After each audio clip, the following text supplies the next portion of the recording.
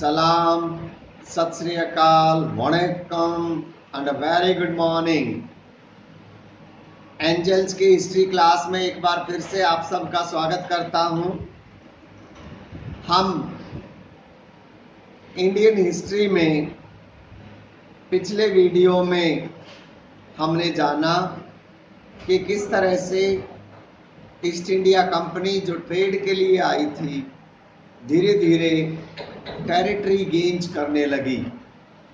हमने देखा कि कार्नाटिक वॉर्स में इस एरिया में उन्होंने अपना इन्फ्लुएंस जमाने के बाद फिर प्लासी के युद्ध में ये एरिया पे पूरा उनका इन्फ्लुएंस हो गया और बक्सर के युद्ध में तो तीनों शाह आलम, शुजाउद्दौला और मीर कासिम की कंबाइंड फोर्सेज को बक्सर में हराने के बाद तो अब देखिए ये लगभग ये पूरा एरिया यहाँ तक उनके कब्जे में आ गया। और सबसे बड़ी बात, अंग्रेजों ने ये जो एरिया था ना अवध का, इसको बफर बना के रख लिया, क्योंकि अधिकतर जो अटैक हुआ करते वो इस साइड से हुआ करते। आपने अभी तक पूरी हिस्ट्री में देखा कि इस साइड से कोई अटैक नहीं हुआ। जब भी अटैक हुए इधर से अटैक हुए। तो अवध को उन्होंने बफर के रूप में यूज किया। बफर का मतलब है कि उन्होंने अवध को वापस तो लौटा दिया, लेकिन वो हमेशा अवध का इस तरह से साथ देते रहे कि जब भी कोई अटैकर आए तो वो पहले अवध से लड़ाई करे, और अवध को ये लोग साथ दे देते थे ताकि वो यहाँ तक ना पहुँच पाए। यहाँ तक कि उन्होंने अवध को इलाहाबाद और कारा शाह आलम से दिलवा दिया। इलाहाबाद और कारा पे शाह आलम का अधिकार हुआ करता, लेकिन उन्होंने ये दोनों अवध को इसीलिए दिलवा दिए ताकि अवध स्ट्रॉन्ग रहे और उन पर अटैक ना हो। उनको इस जगह से लगाव था और इसको बचाना था एक बफर स्टेट अवध क्रिएट करके।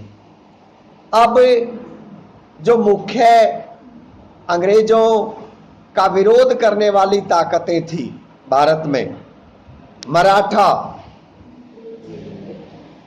इसके अलावा आपको याद होगा निजाम तो उनकी कठपुतली था, हैदराबाद का निजाम था तो इंडिपेंडेंट, लेकिन उन्होंने इंडिपेंडेंट छोड़ रखा था जैसे अवध को छोड़ रखा था उसी तरह से। तो मैसूर से उनको टकराना था, मराठों से और पंजाब से। ये तीन ताकतें अब अलग बचती थी जो अंग्रेजों का विरोध करती थी, मैसूर, मराठे और सिख। तो एक एक करके हम इनके बारे में जानेंगे। आज पहले हम जानेंगे मैसूर के बारे में। दोस्तों 1760 में मैसूर के महाराजा कृष्णराज से हैदर अली जो कि कमांडर इन चीफ थे, एक्चुअली महाराजा की डेथ होती है 1760 में और एक साल संघर्ष चल के 1761 में हैदर अली मैसूर के राज्य को छीन लेते हैं।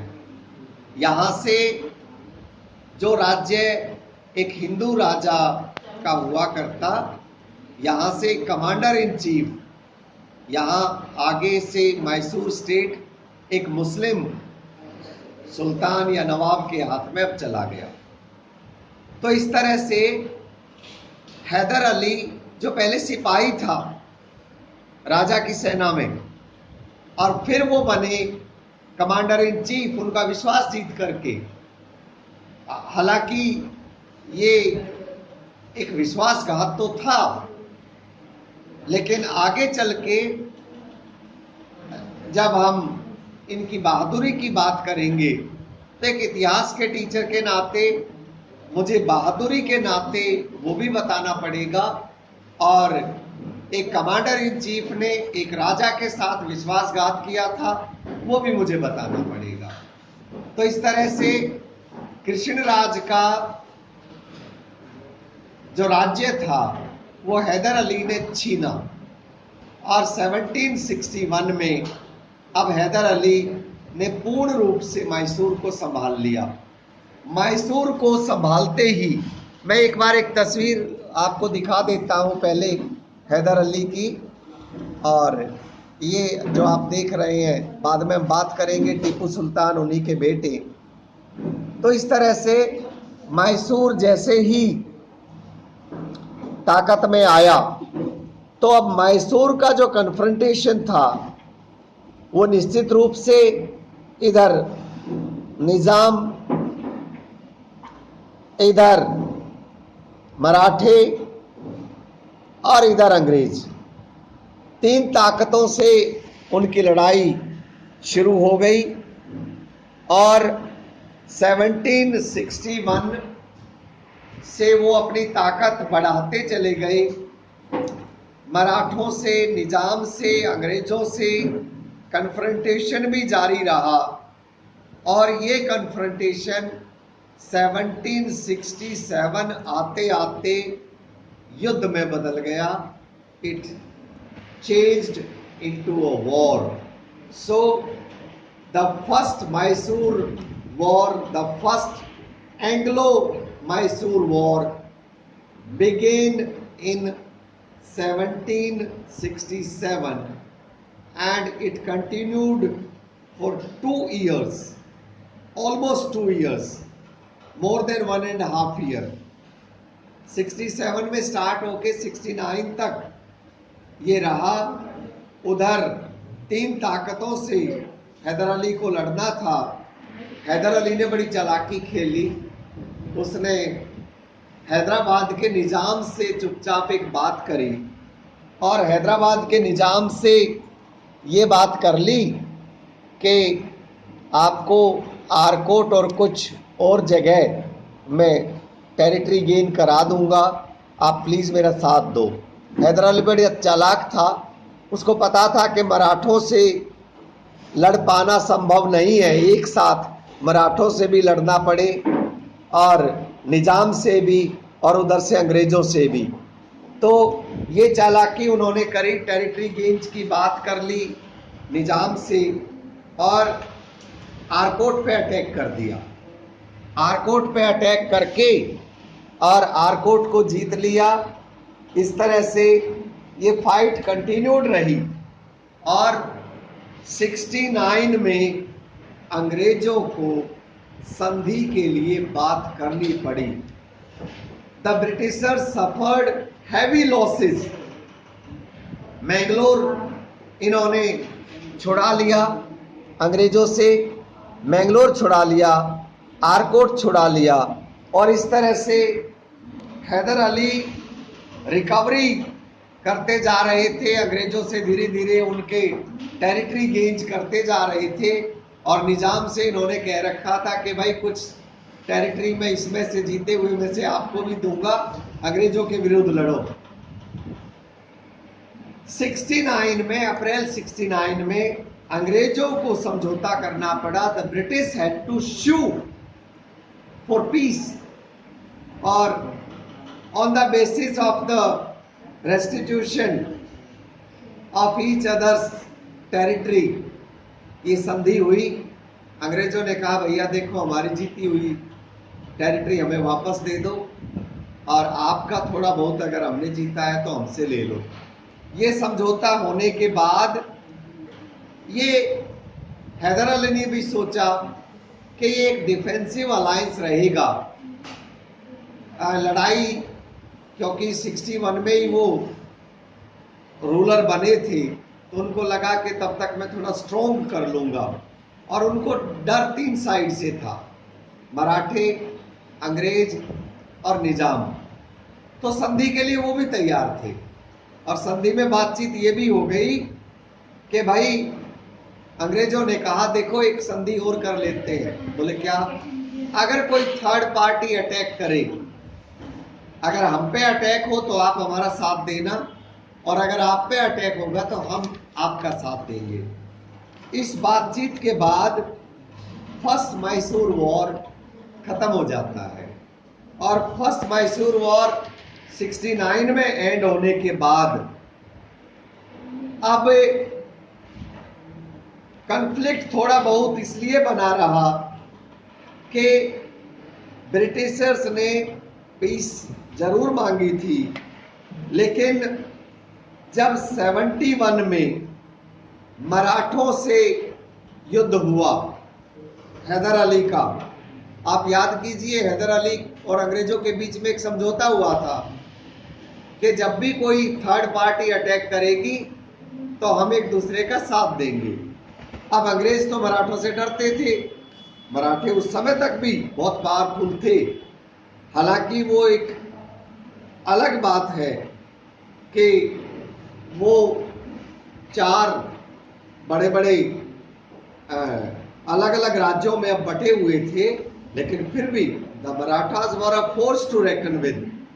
और इस तरह से हैदर अली मराठों के साथ युद्ध करता रहा, अंग्रेजों ने उसकी सहायता नहीं करी, उसको फ्रांसीसियों से सहायता मिल गई।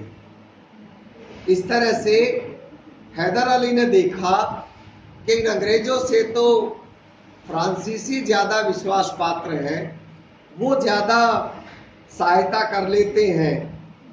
तो अब बारी अंग्रेजों की आई 1780 में, when the Britishers wanted to attack Mahe, when they wanted to attack Mahe, they sought help from Hyder Ali, but leave aside help, Hyder Ali did not even permit them to attack Mahe. उसने उल्टा ये कह दिया, अरे सहायता तो दूर की बात है, आप माहे पे अटैक करने की सोच भी मत लेना, मैं उल्टा माहे का साथ दूंगा, I'll be towards them।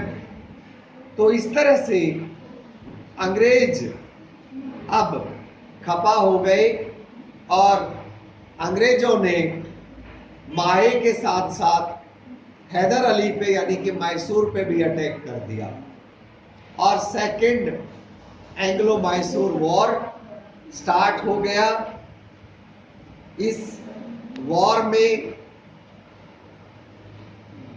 Haider Ali को डर था कि अटैक इस समय जब मैं अंग्रेजों से लड़ रहा हूँगा तो अटैक मराठों से भी हो सकता है और अटैक निजाम से भी हो सकता है।